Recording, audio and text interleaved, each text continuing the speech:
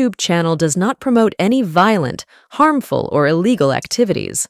All content provided by this channel is meant for an educational purpose only. Attack is the best defense. অর্থাৎ আক্রমণই হচ্ছে আত্মরক্ষার শ্রেষ্ঠ উপায়। এই কথাটা আমরা বহুদিন ধরে শুনে আসছি, কিন্তু দেখতে পাচ্ছি বিজেপির আচার আচরণে ব্যবহারে। যখনই তৃণমূলের মহুয়া মৈত্র, ডেরেক ওব্রায়েন বা আম আদমি পার্টির সঞ্জয় সিং কিংবা কংগ্রেসের রাহুল গান্ধী সরব হয়ে ওঠেন, সঙ্গে সঙ্গে বিজেপি পাল্টা হিসাবে কারোর সাংসদ পদ খারিজ করে দেয়, কাউকে জেলে পাঠায়, জর্জ সোরেসের ইস্যু তুলে এনে আদানিকেই বাঁচায় আর আদানির বন্ধু মোদিকেও রক্ষা করে। আর আমাদের টেলিভিশন মিডিয়া এবং ইউটিউব মিডিয়ার একটা খুব ছোট অংশ কাড়া না কাড়া বাজাতে শুরু করে বিজেপির পক্ষে। বিরোধীদের আওয়াজ ধামাচাপা পড়ে যায় তাতে। বাংলাদেশ একটা পড়শি দেশ, আমাদের পাশের দেশ, বন্ধু দেশ।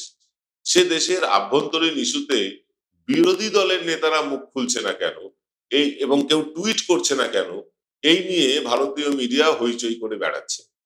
অথচ দেশের রাষ্ট্রপতি, প্রধানমন্ত্রী, বিদেশ মন্ত্রীরা মুখে কুলুপ কেন এঁটে বসে আছেন তা নিয়ে কেউ প্রশ্ন করে না। দেশের শাসক দলের মুখিয়ার বন্ধু বা স্লিপিং পার্টনার আদানির বহু বহু বহু বহু কোটি টাকার লগ্নি ফেঁসে আছে বাংলাদেশে। সেই টাকা উদ্ধারের আগে পর্যন্ত বাংলাদেশের প্রাক্তন সেনাপ্রধান 4 ঘন্টার মধ্যে কলকাতা দখল নেবার হুমকি যতই দিক, আমাদের শাসক দল গাল পেতে সেই চড় খেয়ে যাবে, যতক্ষণ না পর্যন্ত টাকাটা বাংলাদেশ থেকে তুলে নিতে পারে। এই নিয়ে সরব নয় 2-5টা মানে ইউটিউব আর দেশের তামাম মিডিয়াগুলো। আমি 2-5টা কেন বলছি? কারণ ইউটিউবে বিজেপির প্রোপাগান্ডা ছড়ানোর মিডিয়া মানে উল্লেখযোগ্যভাবে কমে গিয়েছে। বিজেপির হয়ে যারা প্রচার করে সেই সব মিডিয়ার মানুষ দেখতে চাইছে না, তাদের ভিউজ কমে গিয়েছে। অনেকে তো চ্যানেল বন্ধ করে দিয়েছেন, অনেকে চলছে বিজেপির ফান্ডিং দ্বারা অনেকের চ্যানেল চলে। তাদের নাম হয়তো বলবো না, আপনারা সকলেই বুঝতে পারছেন, পশ্চিমবাংলারও 2-4টে আছে এরকম। তো তাদের ভিউজ কমে গিয়েছে, তাদের লোক আর পছন্দ করছে না, এটা বাস্তব সত্য। টেলিভিশনকে আপনি আটকাতে পারেন না, আপনি চ্যানেল সার্চ করতে করতে কোনো না কোনো চ্যানেল ডিঙিয়েই আপনাকে যেতে হয়। ফলে টেলিভিশন মিডিয়ার এই 2-4-5টা ইউটিউব মিডিয়া তারা কিন্তু মানে সরব হয়ে উঠেছে বাংলাদেশ নিয়ে কেন বিরোধীরা, বাংলাদেশ নিয়ে বিরোধীরা কথা বলবে কেন? এটা এক দেশের সাথে আরেকটা দেশের ব্যাপার। যদি বাংলাদেশে হিন্দুরা মানে আক্রান্ত হয়েই থাকে, কিছু আক্রান্ত হচ্ছে, এর মধ্যে কোনো ভুল নেই, কিন্তু সবটা নয়। সত্যি দেখাচ্ছে না ভারতীয় মিডিয়া। তারা জানাচ্ছে যেটা যে মানে বাংলাদেশে অবস্থিত সমস্ত হিন্দুরা আজ উৎপীড়িত, মন্দিরগুলো সব ভেঙে ফেলা হচ্ছে। ব্যাপারটা কিন্তু তেমন নয়। বাংলাদেশে উল্টো ছবিটাও কিন্তু বেশ উজ্জ্বল। হ্যাঁ, আমরা কারুর কাছে ধামা ধরা হয়ে থাকতে পারবো না, কারুর শেখানো গুলি বলতে পারবো না, সত্যিটাই বলবো। বাংলাদেশে হিন্দুদের উপর অত্যাচার হচ্ছে, অস্বীকার করার কোনো জায়গা নেই, কিন্তু যতটা ওই রিপাবলিক, TV9, এবিপি আনন্দ দেখাচ্ছে ততটা নয়। অনেক খবর এমন আসছে যে খবরের কোনো ভিত্তিই নেই। এইরকম ভাবে মানে এই মিডিয়াগুলো চেঁচানো শুরু করেছে। মিডিয়া বারবার বলছে বিরোধীরা কেন বাংলাদেশের যে পরিস্থিতি তাই নিয়ে চুপ করে বসে আছে, মানে কেন তারা বলছে না। কিন্তু এই মিডিয়াগুলো, এই TV9, এই রিপাবলিক, এই এবিপি, এরা কিন্তু কখনোই বলছে না যে দেশের প্রধানমন্ত্রী কেন চুপ করে বসে আছে, দেশের প্রতিরক্ষা মন্ত্রী কেন চুপ করে বসে আছে, দেশের রাষ্ট্রপতি কেন চুপ করে বসে আছে, কেন চুপ করে বসে আছে দেশের বিদেশ মন্ত্রক, এই প্রশ্ন করছে না। একটা অন্য দেশের আভ্যন্তরীণ ব্যাপার নিয়ে এই দেশের বিরোধীরা হইচই করবে, মানে আমাদেরকে কত গণ্ড মূর্খ ভাবে মিডিয়াগুলো। ভাবুন যে একটা দেশের সাথে আরেকটা দেশের যখন কথা হয় আর অন্য দেশের সরকার কথা বলে, সে দেশের বিরোধী দল কথা বলে, অথচ এইটাই কিন্তু দাগিয়ে দিচ্ছে আমাদের মিডিয়া। অর্থাৎ বিজেপি তথা সরকারের যাবতীয় দোষ ত্রুটি ঢাকতে বিরোধীদের আক্রমণ করে ন্যারেটিভ বদলে দেওয়ার আপ্রাণ চেষ্টা চালিয়ে যাচ্ছে এই মিডিয়াগুলো। কিন্তু এইবার এইবার ফাটা বাসে পড়ে গিয়েছে বিজেপি। সাঁড়াশি চাপে Amit Shah, Chanakya, second in command, আরো কত কত বিশেষণ আছে। সমস্ত বিরোধী শক্তি তো বটেই, একসময় মোদিতে আমোদিত হয়ে থাকে, বিজেপির কোনো দোষই তাদের চোখে পড়ে না। এমনকি বরুণ ধাওয়ানের মতন উট্টি নায়ক শাহকে হনুমান ভগবান বলে মনে করে। সেই বলিউডের বড় অংশ কিন্তু বাবা সাহেব আম্বেদকর নিয়ে বিতর্কিত মন্তব্যের জন্য তুলোধনা করতে পিছপা হচ্ছে না অমিত শাহ এবং বিজেপিকে। এটা বাস্তব সত্য। স্বয়ং প্রধানমন্ত্রী নেমে পড়েছেন ড্যামেজ কন্ট্রোল করতে, টুইট করছেন। অমিত শাহ আমতা আমতা করে নিজের ত্রুটি ঢাকার জন্য সাংবাদিক সম্মেলন করছেন বটে, তবে কোনো দুঃখ প্রকাশটুকু এখনো পর্যন্ত করেননি। মনুবাদী মানসিকতা প্রকাশ পাচ্ছে বিজেপি নেতাদের আচার আচরণে, ব্যবহারে। অহিন্দু, এমনকি হিন্দু সম্প্রদায়ের দলিতদের প্রতি যে ঘৃণা উপচে পড়ছে অমিত শাহদের কথায় কথায়, আর এতেই তেলে বেগুনে মানে খেপে উঠেছে মানে ব্রাহ্মণ্যবাদী ছাড়া প্রায় পুরো দেশ। আসবো এই নিয়ে, তবে ছোট্ট একটা বিরতির পর। Welcome to the world of civil business. A Bengali business personality and the most successful business group, Roy Construction Group of companies, now coming Sarib, West Bengal. Mr. Anup Roy, the managing director of the Roy Construction Group company, ready to serve his native land, the mother Bengal.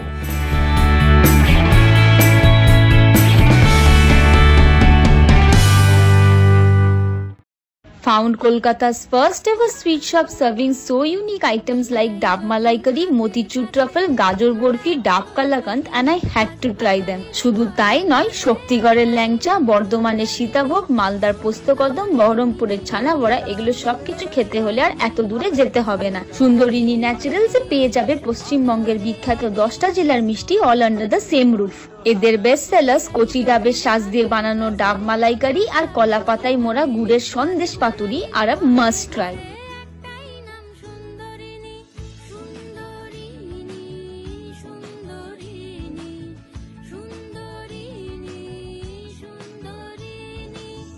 मान्यवर, अभी एक fashion हो गया है, अभी एक fashion हो गया है, आम्बेडकर आम्बेडकर आम्बेडकर आम्बेडकर आम्बेडकर आम्बेडकर। इतना नाम अगर भगवान का लेते तो 7 जन्मों तक स्वर्ग मिल जाता। मान्यवर, अभी एक फैशन हो गया है, अभी एक फैशन हो गया है, आम्बेडकर आम्बेडकर आम्बेडकर आम्बेडकर आम्बेडकर आम्बेडकर। इतना नाम अगर भगवान का लेते तो 7 जन्मों तक स्वर्ग मिल जाता। अच्छी बात है ना? ना सुनिए तो, सुनिए ना, आप सुनिए ना, मैं बताता हूं। हमें तो आनंद है कि आम्बेडकर का नाम लेते हैं। आम्बेडकर का नाम अभी 100 बार ज्यादा लो, परंतु साथ अर्थ में आम्बेडकर जी के प्रति आपका भाव क्या है ये मैं बताता हूं। আম্বেদকরকে অসম্মানজনক ভাবে কথা বলায় বিজেপি দুঃখিত নয়, উল্টে তারা আক্রমণ করতে, প্রতি আক্রমণ করতে ব্যস্ত কংগ্রেস এবং বিরোধীদের। এই অমিত শাহের কথায় বিজেপি কোথাও প্রকাশ করেছে এখনো পর্যন্ত, আজ সকাল পর্যন্ত আমরা কোথাও সেটা খুঁজে পাইনি, কোনো চ্যানেলও দেখায়নি। অর্থাৎ বিজেপি এই কথায় দুঃখিত নয়। ব্রাহ্মণ্যবাদীরা, এই ব্রাহ্মণ্যবাদীরা ছাড়া পুরো দেশ কিন্তু এই কথায় ক্ষেপে উঠেছে। যেভাবে অসম্মানজনক ভাবে কথা বলা হয়েছে আম্বেদকরের সম্বন্ধে, সারা দেশের মানুষ ব্যথিত। ব্যতিক্রম ওই ব্রাহ্মণ্যবাদীরা আর বিজেপি। আমরা আগেও দেখেছি বিজেপি এই ধরনের কথাবার্তা মাঝে মাঝেই ভাসিয়ে দেয় ন্যারেটিভ বদলের জন্য। যখন চেপে ধরছে বিরোধীরা আদানি নিয়ে, যে আমেরিকার আদালতে আদানিকে নিয়ে মামলা চলছে, পুলিশ নাকি ওয়ারেন্ট জারি করেছে, তখন আদানি ঠিক থেকে চোখ সরানোর জন্য নানা রকম ছলা কলার অবতারণা করা হয়েছে। তার মধ্যে অমিত শাহের এই উক্তি মানে একটা বলেই মনে করা হচ্ছে। আজকে পুরো মিডিয়া, মানে আপনারা দেখবেন এই যে নরেন্দ্র মোদীর টুইটটা এসে গিয়েছে, পুরো মিডিয়ার সমস্ত দিক, ইউটিউব বাদে সমস্ত মিডিয়া আজকালের মধ্যেই বিজেপির পক্ষে একটা পাল্টা কোনো ন্যারেটিভ নামিয়ে দেবে। কিরকম? যে কংগ্রেসই কিন্তু এই বাবা সাহেব আম্বেদকরকে সরিয়েছিল, কংগ্রেসের জন্যই বাবা সাহেব আম্বেদকর সঠিক সম্মান পাননি, এরকম একটা ন্যারেটিভ কিন্তু ছড়িয়ে দেবে। কিন্তু এবারে মিডিয়ার এই কারসাজি কতটা কাজে দেবে তা নিয়ে বিজেপি নিজেই সন্দিহান। চক্রব্যূহে পড়ে গিয়েছেন চাণক্য। অতি চালাকের যা হয়, আজ অমিত শাহের হয়েছে সেই দশা। বারবার ঘুঘু ধান খেয়ে গেলে একবার তো ধরা পড়বেই। এই যে যখনই আদানির কোনো ইস্যু ওঠে সংসদ ভবনে, তখনই ন্যারেটিভ ঘুরিয়ে দেওয়া হয়, যেমন এবার ঘুরিয়ে দেওয়া হলো বাবা সাহেব আম্বেদকরের দিকে। কিন্তু এইবারে ধরা পড়ে গিয়েছে বিজেপির এই কারসাজি। দেশের সমস্ত মিডিয়ার কাছেও ধরা পড়ে গিয়েছে এবং মিডিয়ার চালাকিও আমরা দেখতে পাচ্ছি। মিডিয়া পাল্টা ন্যারেটিভ নামানো বলে মিডিয়া অনেক কিছু ন্যারেটিভ নামিয়ে দিয়েছে এই বাবা সাহেব আম্বেদকর নিয়ে, আদানি ইস্যুটাকে পিছিয়ে দেওয়ার জন্য। বেশিরভাগ চ্যানেলই আদানির আর আম্বানির, তারা তাদের মালিকের কথাতেই চলবে।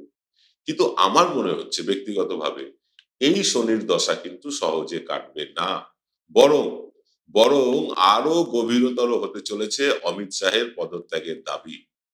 যদিও অমিত শাহ একটু লাজ লজ্জা অপরাধ বোধ এসব কমই আছে, সেই গুজরাট থেকে দেখে আসছি, তো গুজরাট দাঙ্গার সময় থেকে দেখে আসছি, জাস্টিস লোয়ার অপমৃত্যুর সময় থেকে দেখে আসছি, এই অমিত শাহের লাজ লজ্জা অপরাধ বোধ এগুলো একেবারেই নেই। ক্ষমতায় থাকার জন্য মোদী আর অমিত শাহ সব করতে পারে, এটাও আমরা দেখেছি। গুজরাটি ব্রাদার্স খুব ভালো করে জানে একবার একবার কয়েক মাসের জন্য যদি ইডি সিবিআই আর নির্বাচন কমিশন তাদের হাত থেকে বেরিয়ে যায়, এই দুই গুজরাটি ব্রাদার্সের তিহার যাত্রা কেউ আটকাতে পারবে না। যতই বিরোধী দলের লোকজন আম্বেদকরের অসম্মান নিয়ে তুল কালাম করুক, অমিত শাহ কিন্তু ঝুঁকে গানে। আপনাদের মনে থাকবে নিশ্চয়ই, এই সেদিন পর্যন্ত আরএসএস ভারতীয় পতাকাকে জাতির জনক মহাত্মা গান্ধীকে ঘৃণা করত আর পুজো করত মুচলেকা দিয়ে ইংরেজদের জেলখানা থেকে মুক্তি পাওয়া ওই সাভারকার আর গান্ধীর হত্যাকারী গডসেকে। ক্ষমতায় এসে অবশ্য সাভারকার গডসেকে ভুলে থাকতে হয়েছে বা ভুলে গিয়েছে বা ভুলে যেতে বাধ্য হয়েছে এই সরকার, কিন্তু পুরনো কথাটা কিন্তু মনে পড়ে গেল। কি কথা? বন থেকে বাঘ তুলে আনা যায়, বাঘের মন থেকে কিন্তু বন তুলে ফেলা যায় না। অর্থাৎ মুখ ফসকেই হোক বা ইচ্ছাকৃত ভাবেই হোক, সংবিধানের প্রণয়নকারী বাবা সাহেব আম্বেদকরকে স্মরণ করা এখন একটা ফ্যাশন হয়ে গিয়েছে বলে গোবলয়ে কিন্তু প্রবল প্রচন্ড বিকৃতভাবে ধিক্কার জানানো হচ্ছে অমিত শাহকে। কারণ গোবলয়ে বাবা সাহেব আম্বেদকরকে রীতিমতো ভগবান মানে। আমাদের পশ্চিমবাংলায় থেকে আপনি ততটা অনুভব করতে পারবেন না, কিন্তু ঝাড়খণ্ড, বিহার, উড়িষ্যা, মধ্যপ্রদেশ এই অঞ্চলে বাবা সাহেব আম্বেদকর কিন্তু মাসিহা আজও। রাজ্যসভায় এবং লোকসভায় বিরোধীদের ধিক্কার উঠেছে। বলিউডের তারকা কয়েকজন খেলোয়াড় সরব হয়েছেন অমিত শাহের বক্তব্যে। গতকালই কংগ্রেস নেতা মল্লিকার্জুন খাড়গে অমিত শাহের বহিষ্কারের বিষয়ে সরব হয়েছে। তৃণমূল সাংসদ ডেরেক ওব্রায়েন সরব হয়েছেন। গতকাল সকালে যখন সংসদের অধিবেশন শুরু হয়, বিরোধী দলের সাংসদেরা সংসদ ভবনের বাইরে বাবা সাহেব আম্বেদকরের মূর্তির সামনে বিরোধ প্রদর্শন করলেন, সংসদ ভবন চত্বরে মিছিল করলেন। এই সময় বিজেপি সাংসদদের মধ্যে কয়েকজন ওই মিছিল আটকানোর চেষ্টা করেন, চেষ্টাটা ব্যর্থ হয়। আবার অভিযোগও করেন রাহুল গান্ধী নাকি কোনো এক বিজেপি সাংসদকে ধাক্কা মেরেছেন। যদি এইটা সত্যিও হয়, রাহুল গান্ধী মেরেছেন এমন কোনো ফুটেজ এখনো পর্যন্ত কোনো মিডিয়া দেখায়নি, কিন্তু যদি সত্যিই হয় তাহলে বলতে হবে, একটা প্রশ্ন স্বাভাবিকভাবে উঠে আসে, যখন বিরোধীরা মিছিল করছে সেই রাস্তায় বিজেপি কি করছিল, কেন তাদের বাধা দিচ্ছিল? বাধা দিলে তর্ক বিতর্ক হবেই, এবং সেখানে রাহুল গান্ধী কাউকে মেরেছেন এমন অভিযোগ করা এটা মূর্খের মতন অভিযোগ। উড়িষ্যার এক সাংসদ নাকি অভিযোগ করেছেন। যাকে এই চলবে, এই রাহুল গান্ধী মেরেছে, এখন এসব চলবে।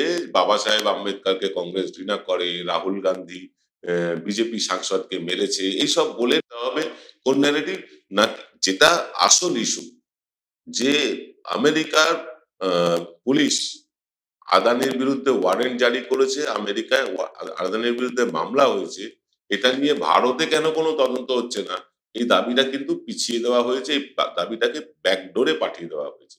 মাঝখানে ওয়ান নেশন ওয়ান ইলেকশন নিয়ে হলো কিছুটা চেষ্টা, সেটা সফল হলো না, কিন্তু এই ইস্যুটা কিন্তু চলবে যে রাহুল গান্ধী মেরেছে, বাবা সাহেব আম্বেদকরকে অপমান করেছে কংগ্রেস, ইত্যাদি ইত্যাদি চলবে। আর এসবের মধ্যেই স্বয়ং প্রধানমন্ত্রী তিনি একটি টুইট করেছেন, যথারীতি অতীতের উদাহরণ দিয়ে পাল্টা আক্রমণ করেছেন। দেশের একটি পরিবারের জন্য দেশের দলিত সহ আম্বেদকর অপমানিত হয়েছে, এসব তিনি বলেছেন তার টুইটে। তার মানে তিনি বলতে চান, কংগ্রেস যদি কখনো বাবা সাহেব আম্বেদকরকে অপমান করেছে বলে বিজেপিরও সেই অধিকার আছে সংবিধানের স্রষ্টাকে অপমান করার। কংগ্রেস করেছে বলে অমিত শাহকেও করতে হবে। এমনিতেই বার বিপাকে পড়ে তারা নেহেরুর শরণাপন্ন হয়।